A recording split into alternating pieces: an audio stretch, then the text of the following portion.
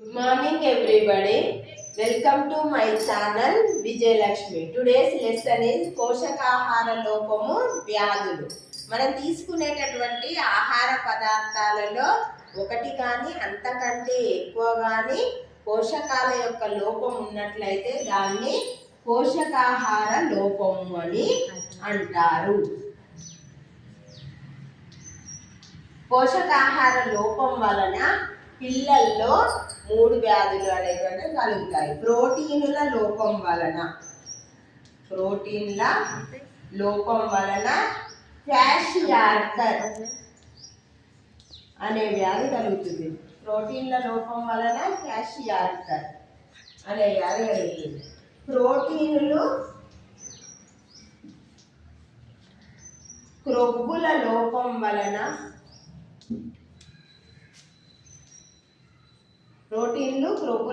వలన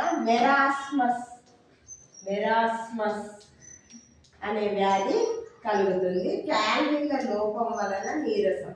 క్యాలరీల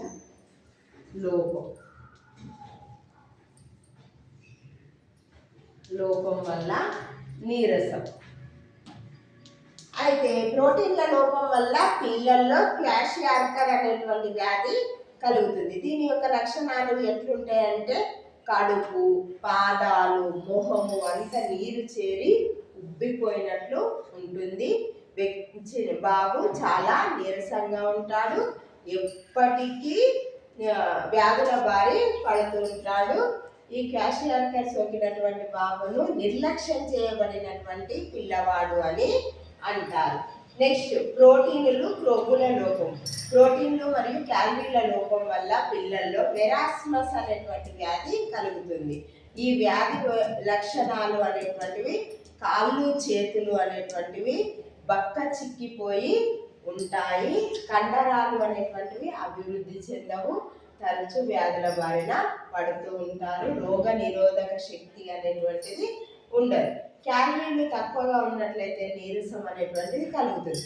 అయితే మనం తీసుకున్నటువంటి పదార్థాల్లో కొవ్వులు ఎక్కువగా ఉన్నట్లయితే వాళ్ళకు స్థూలకాయత్వము అనేటువంటిది కలుగుతుంది. అవసరం ఉన్న దానికంటే ఎక్కువ కొవ్వు పదార్థాలు తీసుకోవడం వల్ల స్థూలకాయత్వము అనేటువంటిది కలుగుతుంది. ఇప్పుడు నేటి పరిశోధనల వల్ల స్థూలకాయత్వము అనేటువంటిది జన్యు లోపాల వల్ల కూడా, వారసత్వం వల్ల కూడా కలుగుతుందని శాస్త్రవేత్తలు పేర్కొన్నారు. నెక్స్ట్, విటమిన్లు అనేటువంటివి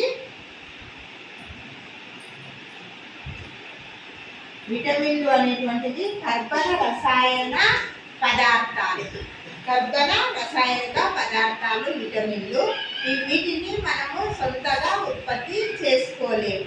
ఇవి కొన్ని ఎంజైమ్లను ఉత్తేజపరచడానికి ఉపయోగపడతాయి. ఇవి బయట ఆహారం నుండి తీసుకోవాల్సింది. ఈ విటమిన్ల పాలల్లో ఒకలాంటి పెరుగుదలకు సంబంధించినటువంటి పదార్థం ఉన్నదని ఫస్ట్ కనుక్కున్నది హెచ్జి హాఫ్కిన్.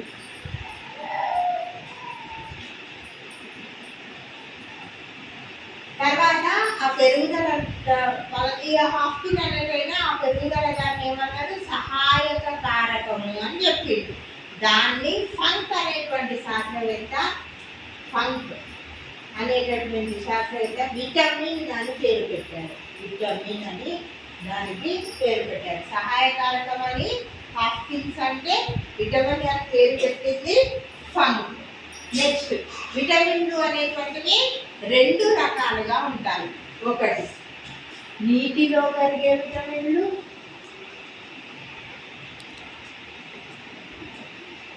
2 క్రొవ్వులలో కరిగే విటమిన్లు. నీటిలో కరిగే విటమిన్లు బి కాంప్లెక్స్ విటమిన్లు, సి విటమిన్ అనేటువంటి. బి కాంప్లెక్స్ విటమిన్లు ఏమిటి? B1 thiamine. దీనివల్ల బెరీ అనే వ్యాధి వస్తుంది. బెరీ.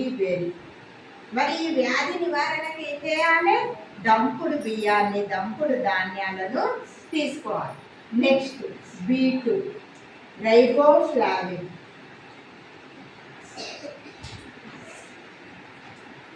దీనివల్ల ఏం వ్యాధి వస్తుందంటే నోటి పూత అనేటువంటిది వస్తుంది. దీన్నే గ్లాసైటిస్ అని కూడా అంటారు. గ్లాసైటిస్ లేదా నోటి పూత, గ్లాసైటిస్ లేదా నోటి పూత అనే వ్యాధి కలుగుతుంది.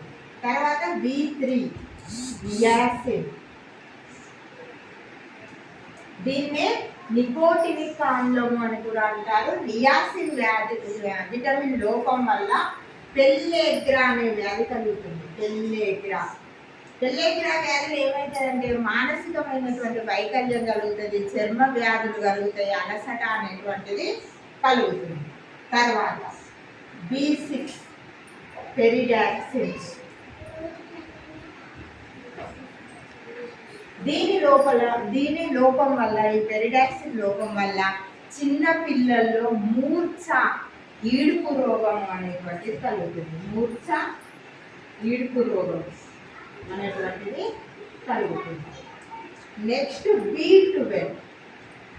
నెక్స్ట్ ఫోలిక్ యాసిడ్, ఫోలిక్ ఆమ్లం.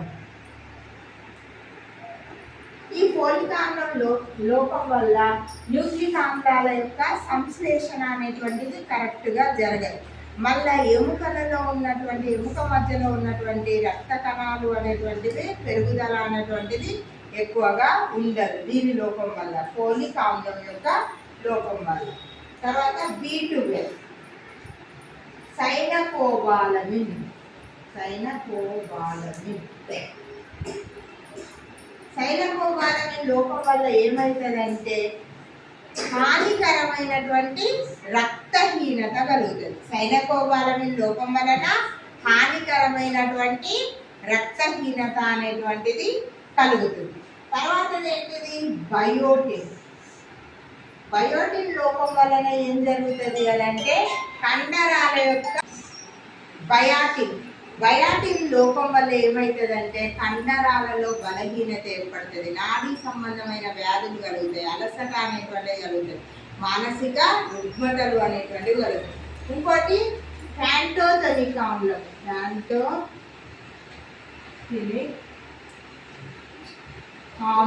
దీనివల్ల అరికాళ్ళల్లో మంటలు వస్తాయి, అరికాళ్ళల్లో మంటలు అనేటువంటి కలుగుతాయి ప్యాంటోథెనిక్ ఆమ్లం వల్ల.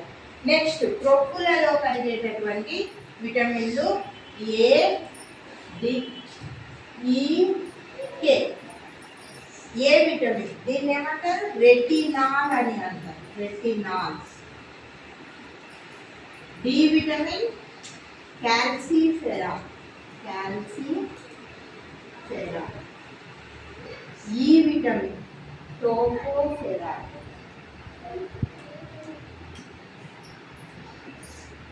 కే విటమిన్ ఫిల్లోక్వినోన్.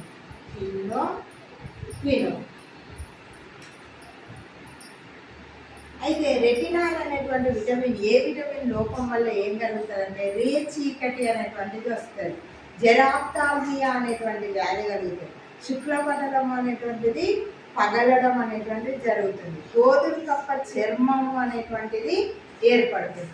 అయితే ఇది మొక్కల్లో కెరోటిన్ రూపంలో నిల్వ ఉంటుంది. కెరోటిన్గా నిల్వ ఉంటుంది, మొక్కల్లో కెరోటిన్గా నిల్వ ఉంటుంది. నెక్స్ట్ డి విటమిన్, దీన్ని క్యాల్సిఫెరాల్ అని అంటారు.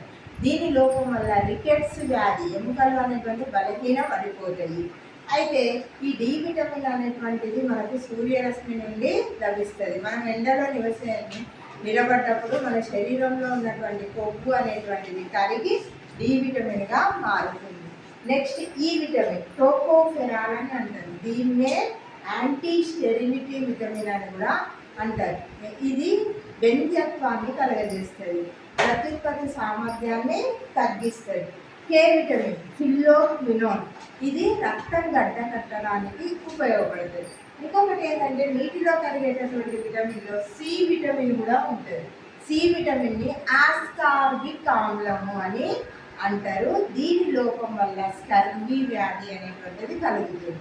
ఇది ఎక్కువగా నారింజ పండ్లు, నిమ్మ, ఉసిరి, పుల్లని పండ్లలో లభిస్తుంది సి విటమిన్. దీన్ని ఆస్కార్బిక్ ఆమ్లం అంటారు. దీని లోపం వల్ల స్కర్బీ అనేటువంటి వ్యాధి కలుగుతుంది. అది ఈ సి విటమిన్ వేడి చేసినప్పుడు అది నశిస్తుంది. నా వీడియో కనుక నచ్చినట్లయితే లైక్ చేయండి, షేర్ చేయండి, నా ఛానల్ని సబ్స్క్రైబ్ చేసుకోండి. Thank you.